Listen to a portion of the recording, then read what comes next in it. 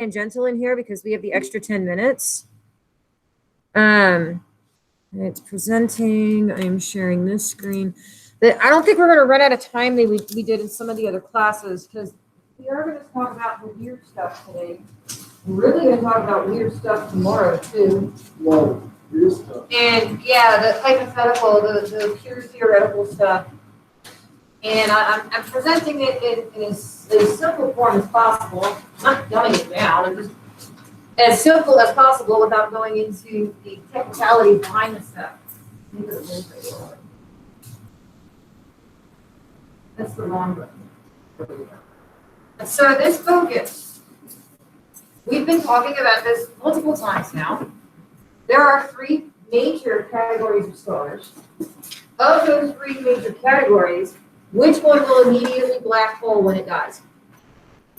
Supermassive. Supermassive. Okay, they instantly go from supernova. They instantly go to black hole status. Now the other one, its little brother, the massives, before they eventually turn into a black hole, they have like a stepping stone. What did they turn into first before they black hole? For a very long time. Neutron star? Neutron stars. I'm so smart. You are so smart. Very good. Now, the other type of star, like ours, those are the ones that create a white dwarf. Perpetually for forever. The shining diamond in space. Does it still glow? Is it still white? Yeah.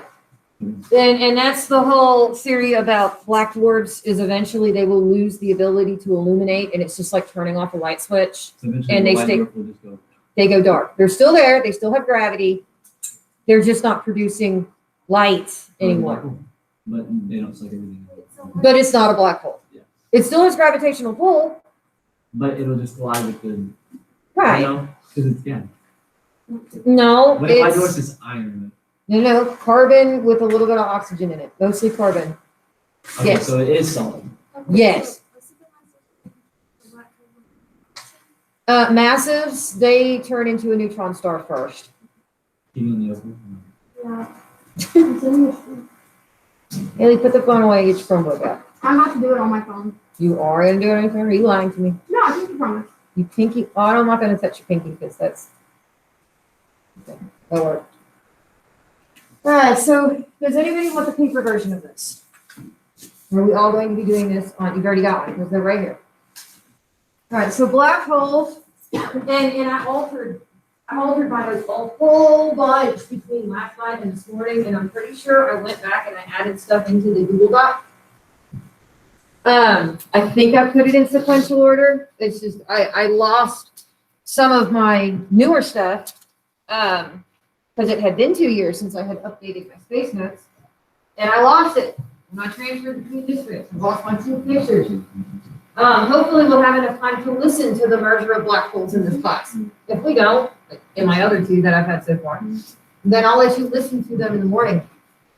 Morning or is it after? No, it's technically afternoon. It's after 12 o'clock. So what the actual black hole is, what actually causes a black hole is called a singularity. That is the very, very, very center of what you think of as a black hole. Now, I know you guys are used to seeing it like from the face. So it looks like this looks like a circle. It's not a circle, it is a sphere. And the very, very, very center of that sphere is what actually does the feasting. That is what births the black hole, and you just call it a singularity. That is what breaks regular old physics. You need multi-levels of calculus to be able to do the quantum stuff because of that pesky volume of 0.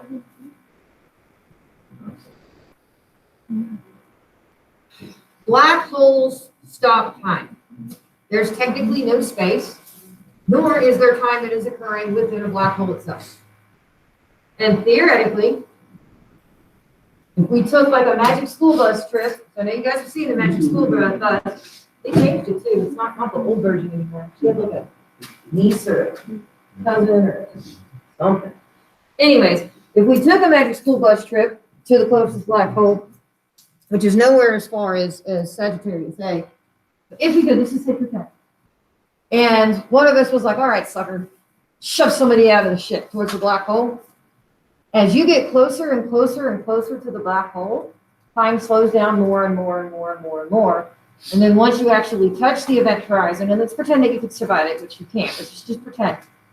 If you look away from the black hole, back the way you came, you see every moment that has ever passed, that is passing, or would pass in the future simultaneously.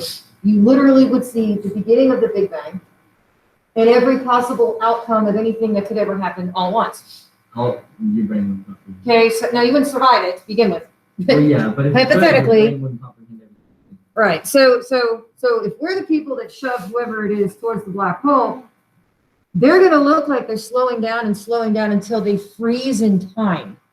But from their perspective, looking back at the people that shoved them out of the spaceship because they were so rude like that, all of a sudden they would wink out of existence because they'd have to go back home. It's that much. And the closer you are to the event horizon, which is the point at which light cannot escape, the slower time of travel until you actually cross it, and then space and time have magically disappeared. Can we test any of this? Nope. Nope. I don't even know. I'm going to have to cheat, and I'm going to trust Google, and then Google is not going to lie to me. Let's see.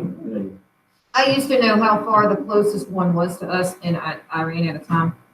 My phone is being a dumb phone. There we go. Now it's turned on. So, now, because you know the internet does not lie. Because I mean, we know dozens, tons and tons and tons of black holes.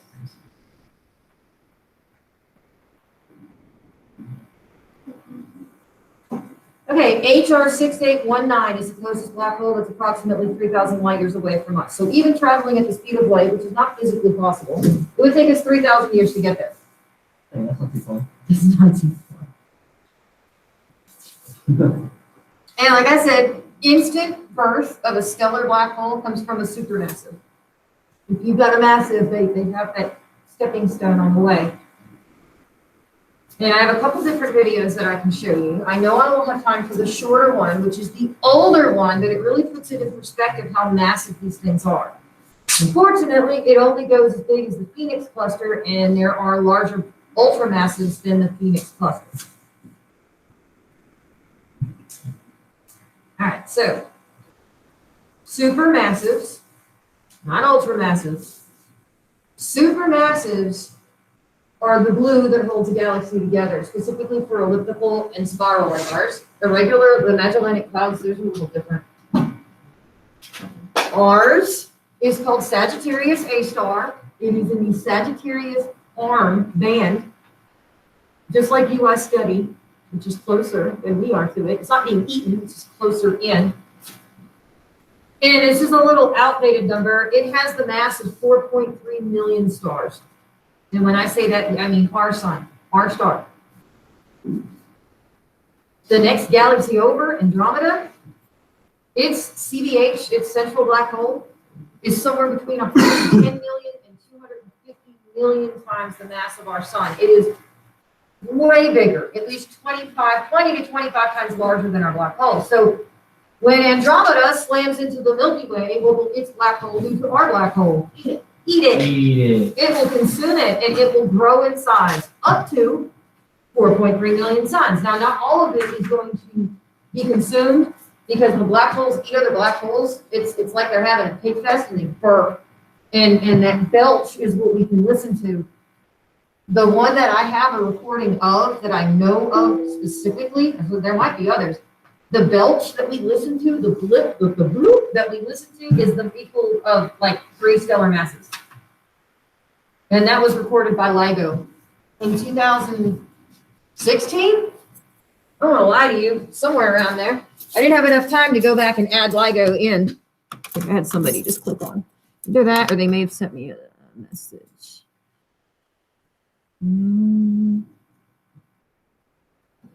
Nobody else knew. Okay, so keep in mind, you think, because you think of flat, but it's not flat, it's a bubble, and that singularity is smack dab in the center.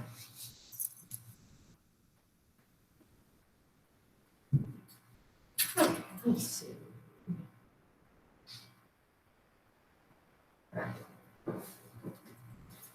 The circle of light that you see, because inside it is black. The circle of light that's actually going around three-dimensionally, we just see it on the edge because we're looking face on. That's called the event horizon, which is the point of no return. As long as we don't actually come in contact with it, and I don't mean like we're floating through space, like with stellar craft, as long as we don't actually cross that point, first of all, we can cheat death for a little bit, depending on where we came from. Because if you don't go back, you don't know any different. But as long as we don't touch that event horizon, we're not going to die. The current term for what happens when you touch a black hole and you become deatomized is spaghettification. Yeah, it's a real term. You get stretched out like thin strands of spaghetti, literally, not just atom by atom, what electrons get flung off, and then protons and neutrons separate, and then neutrons split in their electron and their proton, and then the protons that are left split into all the bits. The gluons and the taus and the mals and the ups and the downs, they have different names for like the Higgs, like the itty bitty bitty bitty bits that make up the protons and neutrons. There's no way that we could survive that. I have people that ask, would it hurt? I don't know. We're not going to find out. You probably like dying. And that's spaghettification is a term that's thrown around, and there are some physicists that are like, that's not the way it's going to happen. We essentially vaporize immediately. Yeah. Well, it happens, but it happens so quickly. Right. You're torn apart. You're literally atomically even smaller than that. You're quark-wise torn apart. Now, what happens when you hit the singularity and all that stuff gets thrown back together? No. Nobody knows. There's theories, and we'll talk about those on here. But when we have a black hole, which we've got all this crud on here, so if this is what you think of as the black hole, and then the ring of light, oh yeah, that's supposed to be yellow. Anyways, the ring of light around the outside is the event horizon. Singularity is the pinpoint right there in the middle. But the radius from the singularity to that event horizon was named after the first astrophysicist to mathematically study black holes. I don't know if he was Austrian or German, but that is pronounced Schwarzschild. Einstein was the first one to theorize about black holes, but he didn't have any mathematics behind it. He was absolutely terrified that all of his stuff was pointing to something that could tear apart the fabric of space-time, which they do. He just didn't have the mathematics behind it. I think Einstein went through like the 6th grade and then dropped out. It's something like that. He may have made it a little bit further. If they had classifications for the different like autistic spectrums, he probably would have had Asperger's. What? He was too, like his brain, he was smarter than his teachers, and he got really, really bored, first of all. But he didn't, all you have to do is watch the old footage of Albert Einstein, and you can tell he was different. But they didn't have the understanding of how the brain works that we do now. So there was nothing to help him. He dropped out of school. It's true. He may have made it past the 6th grade. I'd have to go back and look him up. Did he get paid for all his findings? Yeah. Einstein came here on purpose. So did Oppenheimer. So did a bunch of people back then. Otherwise, Hitler would have had the atomic bomb instead of us. They knew what he would have done with it, so they left. And gave it to us to see what. And then we're the only country that's ever used an atomic bomb on any other country. We did it twice. When we dropped them on Japan. Yep. We are the only country that has used the actual atomic bomb. I'm not talking about warheads. The actual atomic bomb. Yes. Einstein got that for 15 years. So that would put him Ninth what? grade. So 9th grade. So I was close. 9 to 10. Yeah, I was close.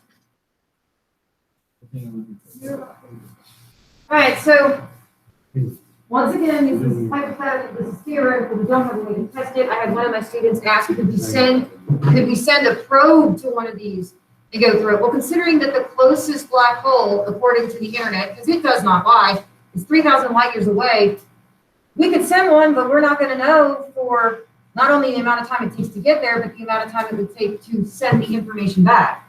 And if it's sending the information back at the speed of light, which it would, that part's just going to take 3,000 years. You still have to get it there.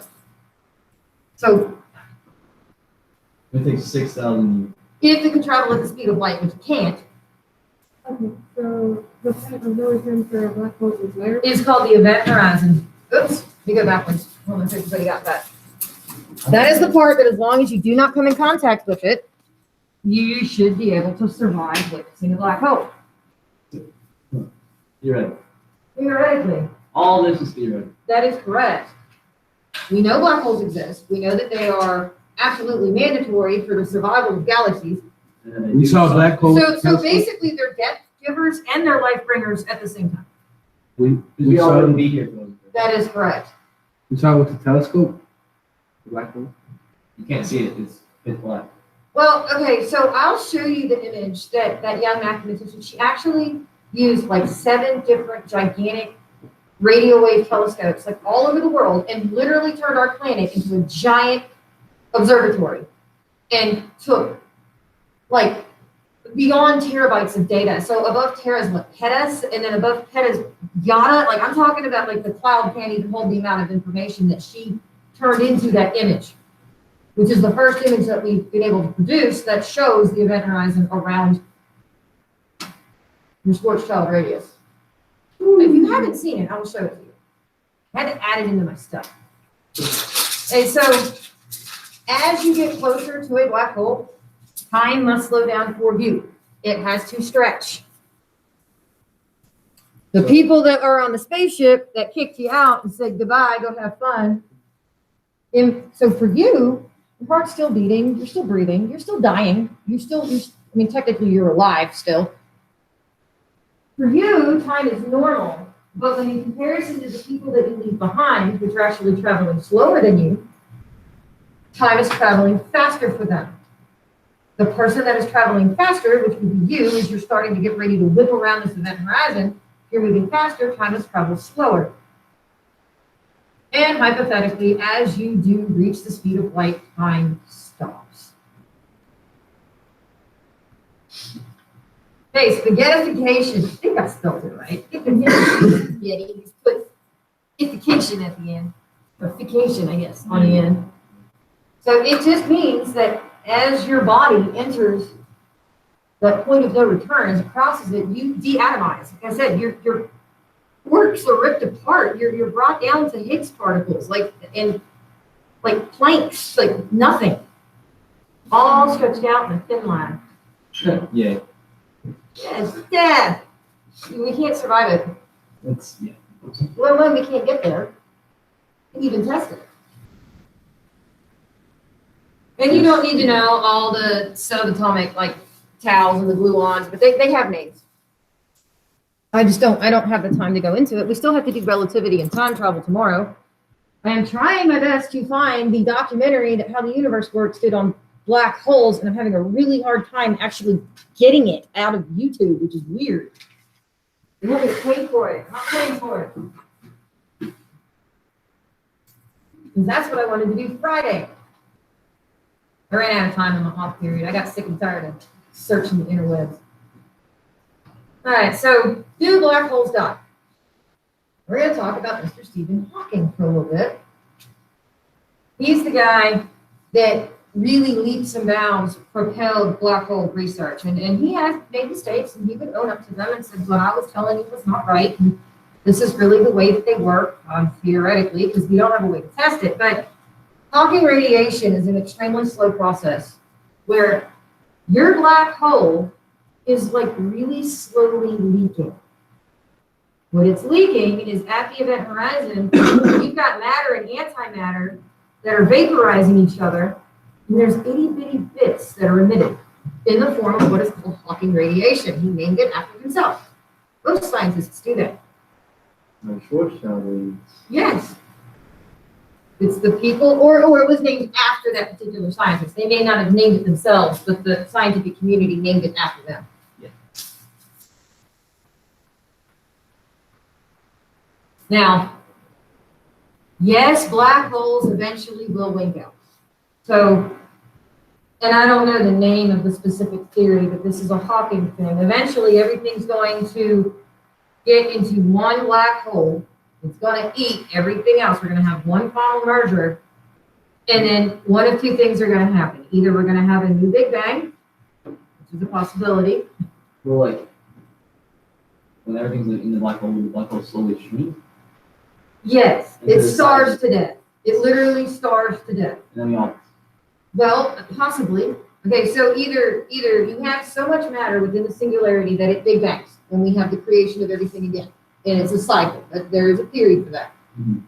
The other theory is if the biggest, baddest one that we have is called Ton 618. I'm going to talk about that in a little bit. There is nothing around it. It has consumed everything, and it is literally starving to death. It is leaking out Hawking radiation. Now, y'all done with that one? Yeah.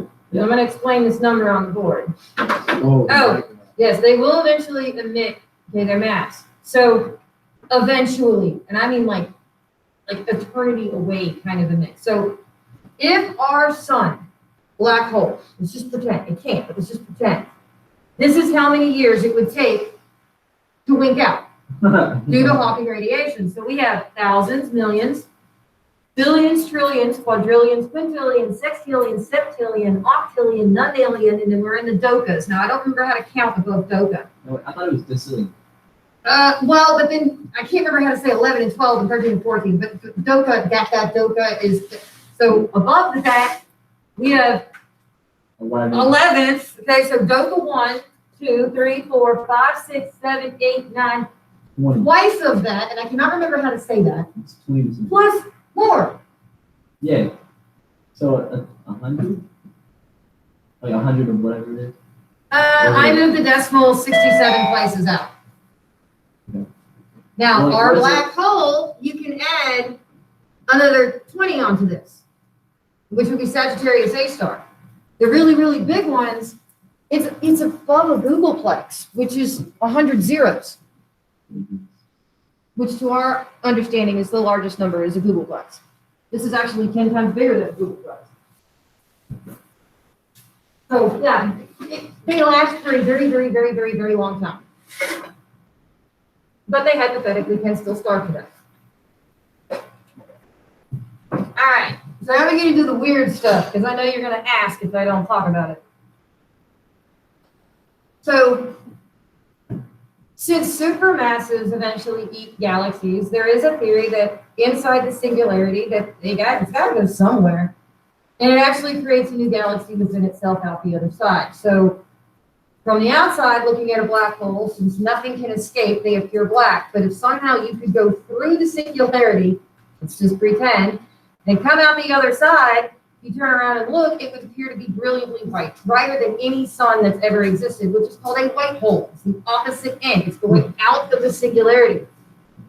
This is how we start talking about wormholes and time travel. If you just got to somehow control a singularity and tell it to do what you want, where you want it, and you can time travel very, very, very easily. So, all of the galaxies that we are aware of are hurtling towards one point in our universe, which they call the Great Attractor. It's just what it's called. You can't make it up. So we don't know if there's a black hole there, but we know that something is attracting the galaxies to it, going at over like 100,000 kilometers per second. Like it's an insane speed. And we'll talk about how fast we're really traveling tomorrow with relativistic speed. So that essentially is your super ultramassive black hole that everything's going to go to, which is going to eat the universe, which means it might create a universe inside of it. So this is part of the theory of the multiverse. So if instead of a ball, which is how we perceive everything in space, let's pretend our universe is flat, okay? And in the center of that panel is Sagittarius A. Everything gets sucked in, comes out the other side to an alternate universe That flip. that has a black hole, and it might be between matter and antimatter. We don't know. And then in the center of that one will be the next multiverse, Oh no. and then the next one, and they're stacked like pancakes, whether they be this way or sideways. And the theory of the multiverse is anything that could have happened has, anything that could be happening is, and anything that could happen in the future will.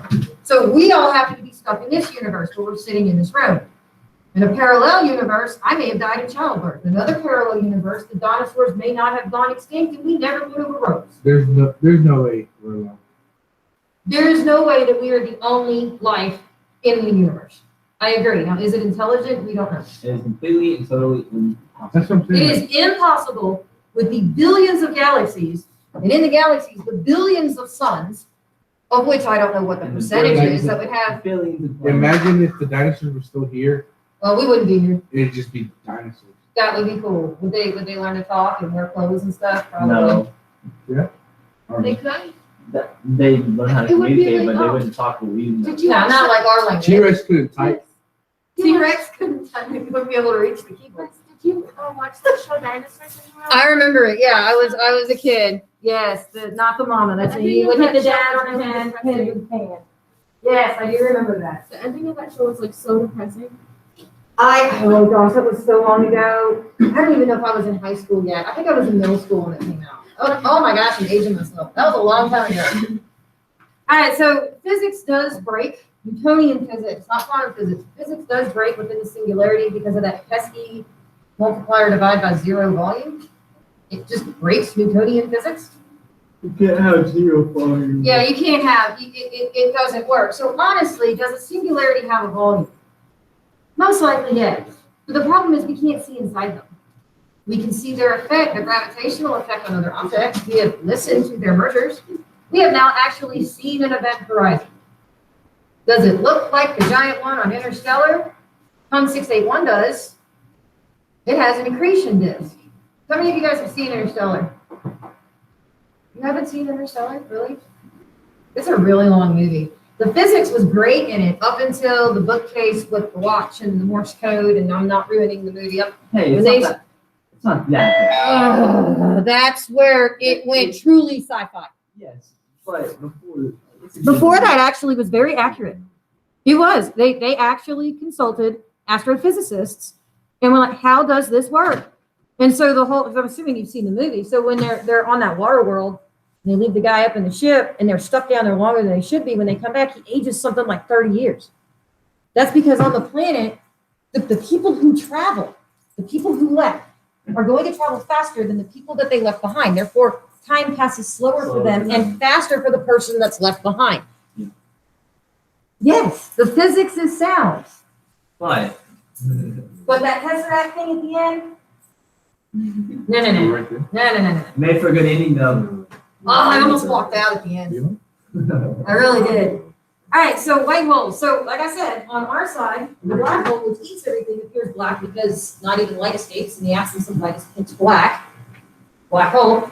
But if somehow you shoot out the other side and you live, which you won't, but let's just pretend, and you turn around and you look at it, then we have a white hole where nothing can enter and everything exits. And I think I have done this before. So if we could control singularities, there's 25 centimeters from one of these to the other. And if each one represents 1 light year, it would take me, at the speed of light, 25 years to go from point A to B because that is a straight line.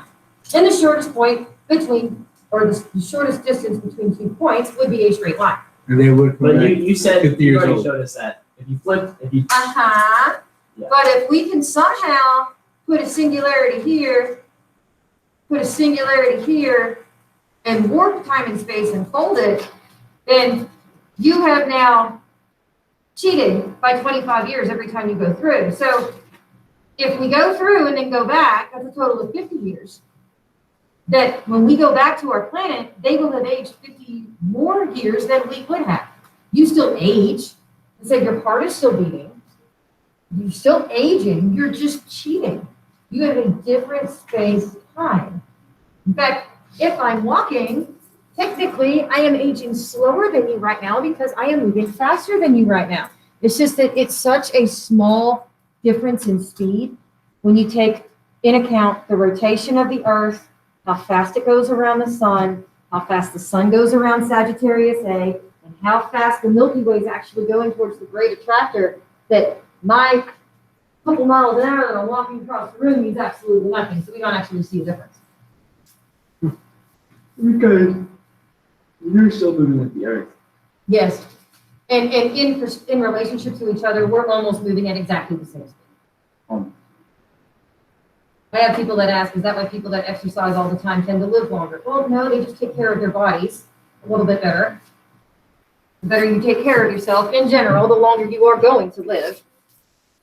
I mean, unless, you get struck by a meteor, or you get cancer, or you get in a car accident, or one of the other billions of things that can go wrong happen to you. Yes. Not that I'm trying to depress you, but we will all die. Unfortunately, it is inevitable. All right, so this is what I just showed you with the paper. If somehow you can control a singularity and you can fold space and time amongst itself, what would have taken us 25 years to go from point A to point B becomes almost no time at all. And every time we go, I did not mean to do that. Every time we go back and forth, then we have a difference of 25 years of time. Now, you're not going to notice the difference if you don't go back to where you came from. So, our side, black hole, nothing emits, looks black. The other side, if we could come out, if everything is emitted, still has an event horizon, but everything is emitted, and it would appear to be brilliant white. Honestly, we would not survive this. Why not? I don't think we can survive being deatomized. Decorcanized? I don't know how you would say that. Decorcanized, yeah. All right. So they are necessary to hold galaxies together, specifically spiral and elliptical. Like I said, if your regulars are a little different, there's more like clusters of gas. They're all over galaxies. Did you skip neutron stars? No. Okay, I'm getting to it. Okay. We're not worried about the black holes that we are aware of because they're moving as a cohesive unit around Sagittarius A. It's the rogues, because we have a hard time detecting these things because they don't emit a lot of stuff except for that Hawking radiation. It's the ones that are nomads, that aren't spinning cohesively as a unit with the rest of us in the ellipse around that black hole.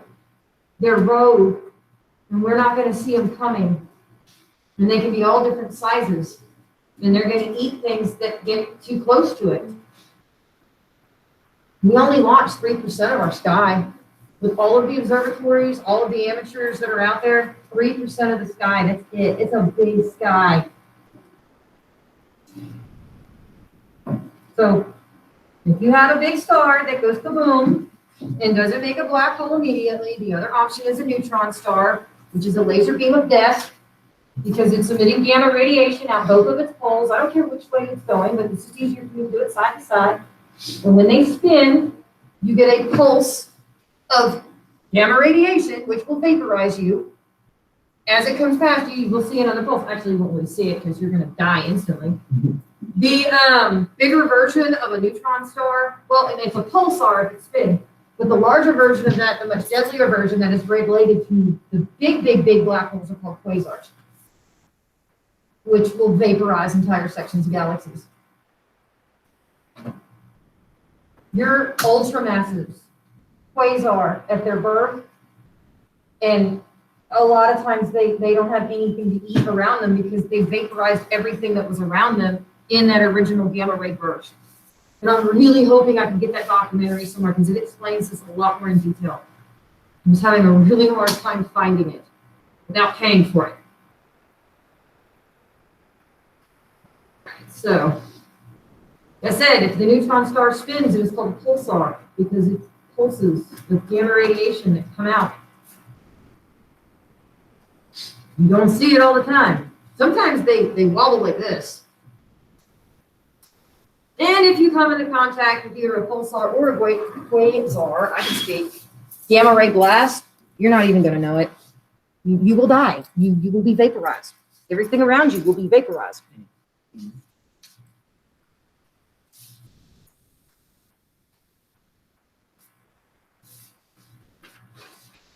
So, we'll try some more. Let's see if anybody else talks. Or if they have a question for me. I can't keep both of these up simultaneously. No.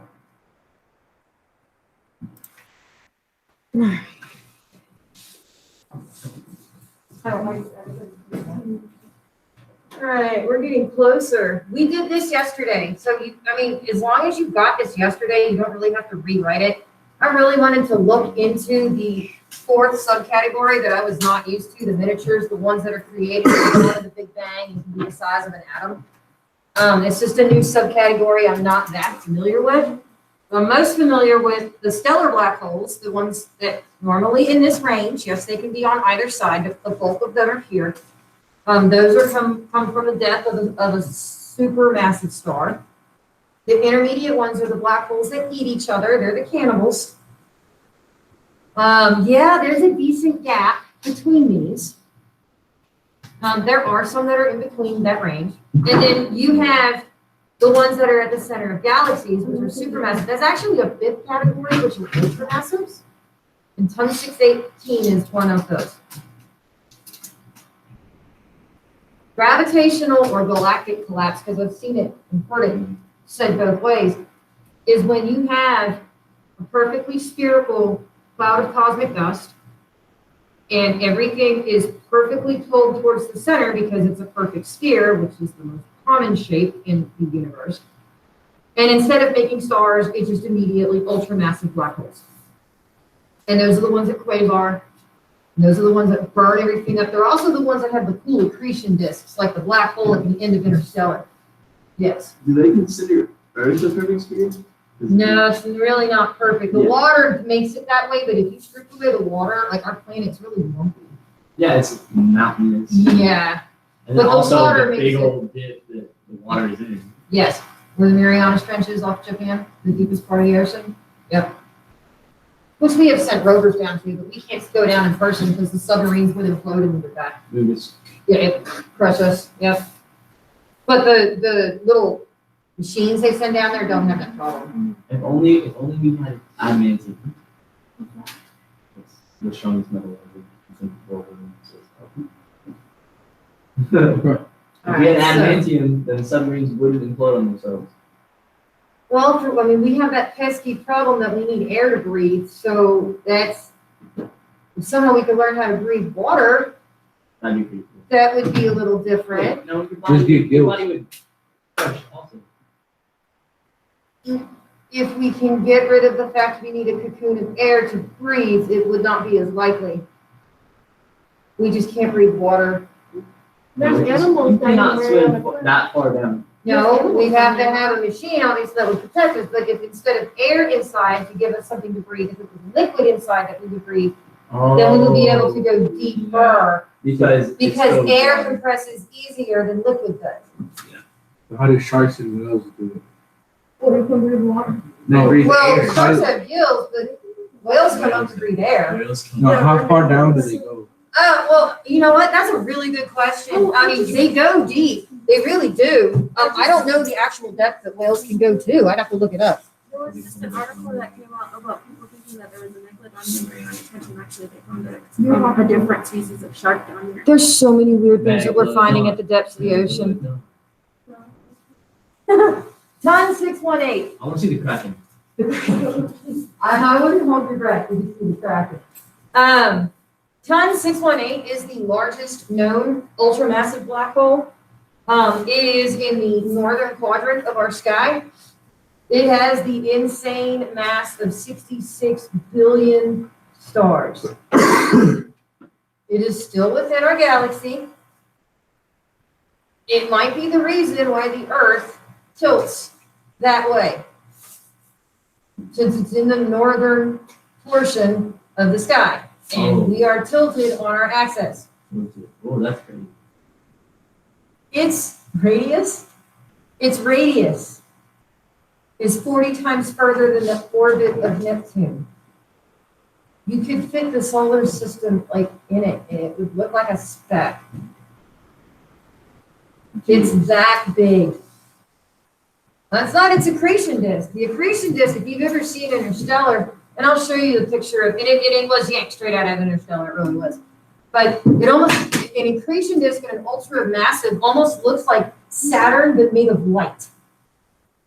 It has like rings of light that come off the side. There might be some that are larger than this. I fact-checked myself this morning to make sure that this is still a heavyweight champion, and I haven't found any that are larger, at least in the quick double check I did this morning. It's probably gonna be replaced by something, and it may have been replaced by something already, but I've known about ton 618 for a while. So I don't know why I animated this sled twice, but I did. So yes, this is straight out of Interstellar. This is showing you, this is an accretion disk. That shows you how tiny our solar system would be next to this thing. I mean, it's massive, it's monstrous, and there's nothing around it. It is starving to death. This is the image that young mathematician created from turning the Earth into a giant observatory. And this was the first time that we actually saw the event horizon around the Schwarzschild. Like, this is the very first time that we actually pictured this. Every other thing that we have with studying black holes is their gravitational effect on other objects. This is an image, probably Hubble. Is this staying on the screen? No, this came from Chandra.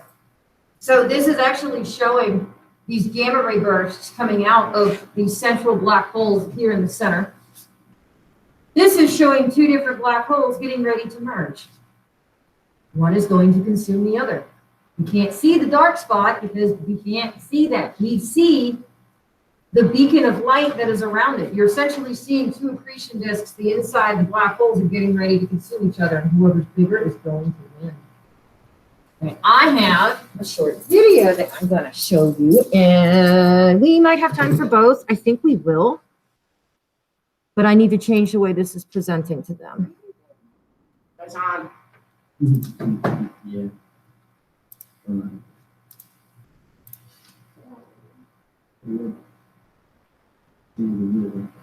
All right, it is going to go through my speakers, so online if it echoes, I apologize. Okay, so yes, depends on what kind of math it is. No, it's been so long since I've done that. All right, so this is the older one.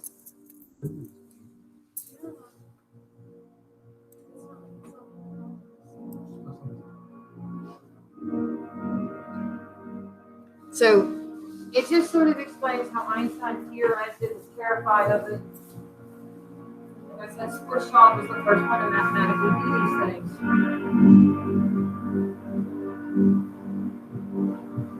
Come on, start still the. I think there is a time code somewhere unless the original maker just went back and fixed it. It only does 3. If we have time, I'll show you the other one. It goes through a bunch of them. Actually goes to ton 618.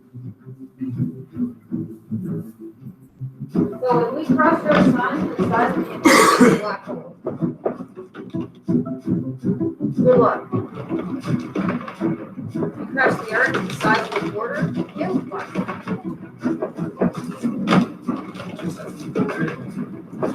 Give or take, a little bigger than that.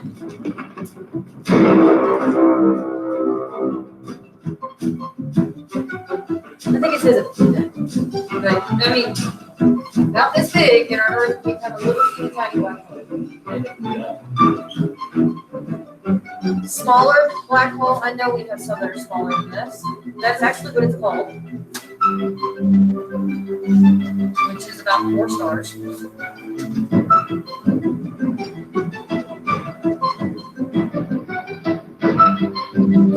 it's showing how it actually works space-time. That's what this grid is supposed to represent. Then we have the intermediate. These are ones that it was a black hole that was eating other black holes to grow.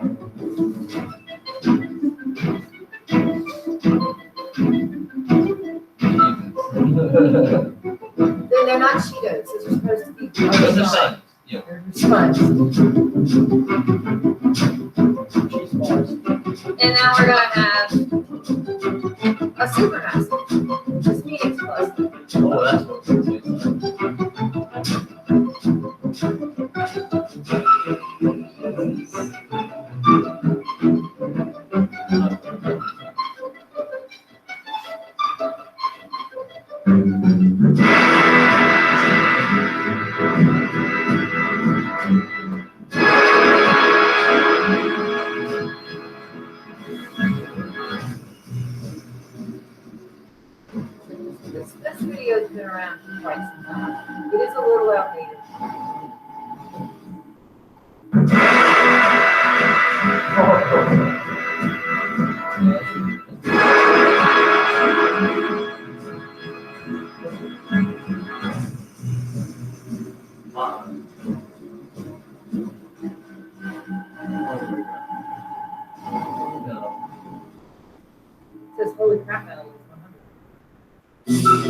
So, I mean, and like I said, ton 16 is 26 billion more than it. What I can do is let me try to find that audio file. LIGO. Mm-hmm.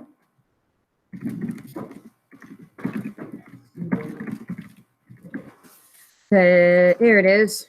Okay, so what LIGO is, first of all, is a laser observatory. Each arm of it is over 2 miles long. It has the purest glass. In fact, I think it uses diamond. I don't think it uses glass. And it measured a disturbance 1/4 of a proton in diameter. And they played it back as sound. And this is what it picked up.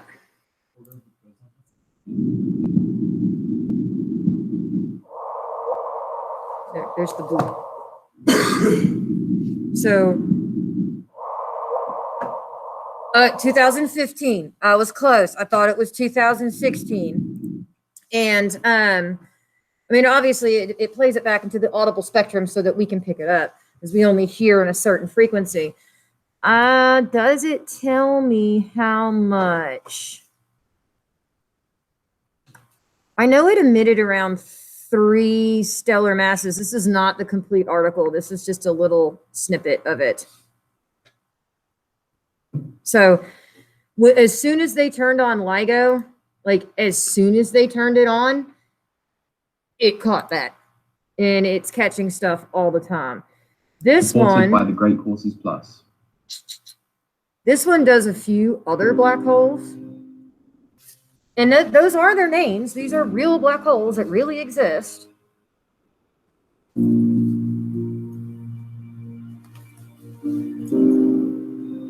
But this one goes up to ton 618. My other classes haven't had enough time to watch this.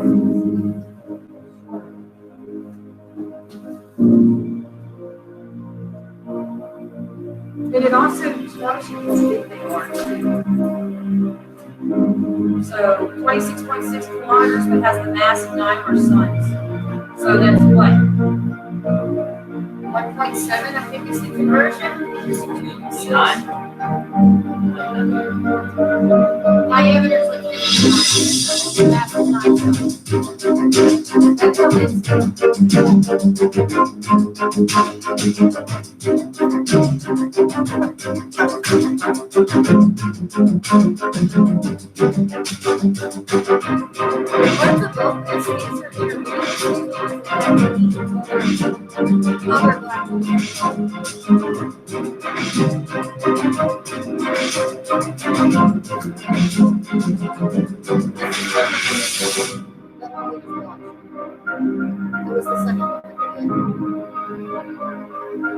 So 1,000 suns in the size of the space.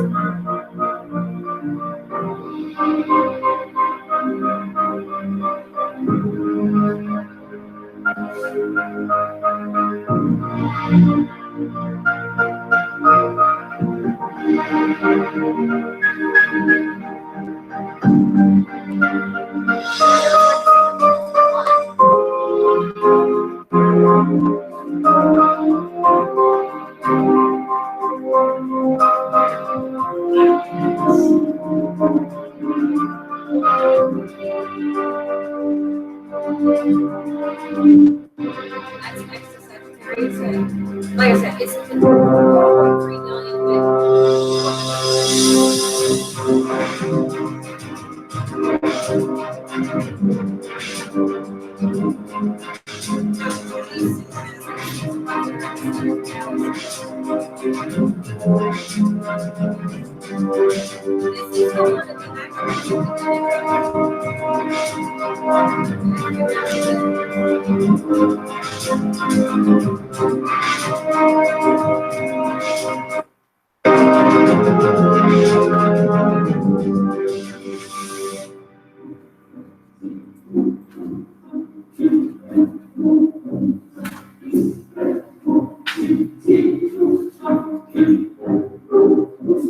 And then beyond this, if I'm not mistaken, they switched to ultramassive.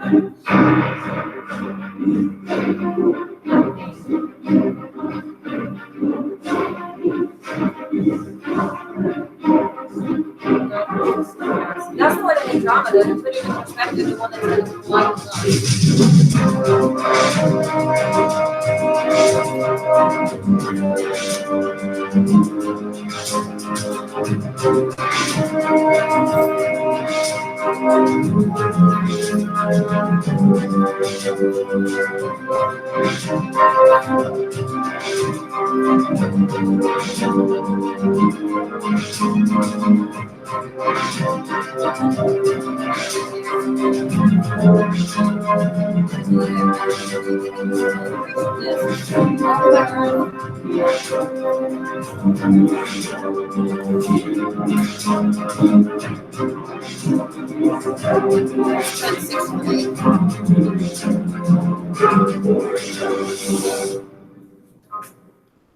That puts them a little bit more in perspective. Even then, it's still ridiculous. Yeah. So that's how big our galaxy is. So, and then that guy's the largest known black hole that's within our galaxy. So you can find so many different videos. Within our galaxy? Ton 618 is within our galaxy. It's in the northern quadrant. It's the largest known black hole within our own galaxy. Okay. Are there going to be others that are possibly larger than that? Maybe. He's in online now. He's on there. Jason, what'd you say? Yeah, I don't know. What'd you say? Oh my gosh. Hey, his speaker was on. Yeah, my speaker's on. I'm probably turn the speaker off. Or at least down. Yeah. I just need to make sure I got everybody. I did. All right, I'm going to mute.